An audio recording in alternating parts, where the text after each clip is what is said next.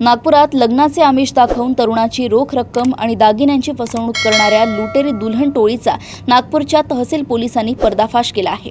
या प्रकरणी गुप्त माहितीच्या आधारे मुख्य सूत्रधार महिला राणी उर्फ कोमल जितेंद्र पांडे हिला पाचपावली परिसरातून अटक करण्यात आली असून बनावट वधू नम्रता मालवीय हिला पोलिसांनी यापूर्वीच ताब्यात घेतले होते। गुजरातमधील भावनगर येथील 35 वर्षीय आकाश पारेख हे विवाहासाठी वधूच्या शोधात असताना आरोपींनी मेयो हॉस्पिटल परिसरात त्यांची भेट घडवून आणली। त्यानंतर कोराडी येथील एका घरात नेऊन त्याच दिवशी लग्न उरकण्याचे ठरवले आणि लग्न खर्चाच्या नावाखाली 70,000 रुपयांची रोख रक्कम व सोन्या चांदीचे दागिने उकळले। विवाह सोहळ्यासाठी बर्डी येथे नेत असताना अचानक नम्रताचा खरा पती तेथे पोहोचला आणि त्याने ही माझी पत्नी आहे असा वाद घालून धुमाकूळ घातला। या गोंधळाचा फायदा घेत सर्व आरोपी पैसे व दागिने घेऊन पसार झाले।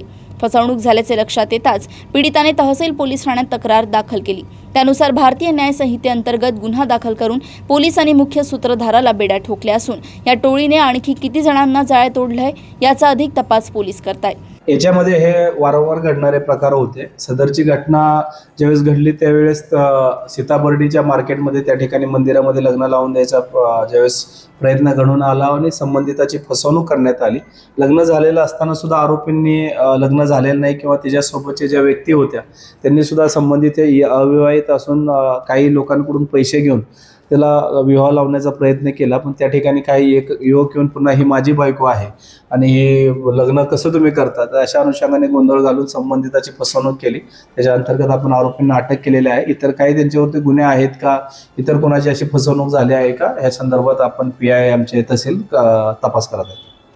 निश्चितच याच्यामध्ये 4 ते 5 आरोपी पहिले आहेतच आणि इतर आरोपी सुद्धा कोणी कोणी मदत केली काय केली याच्या संदर्भात आम्ही तपास करतो।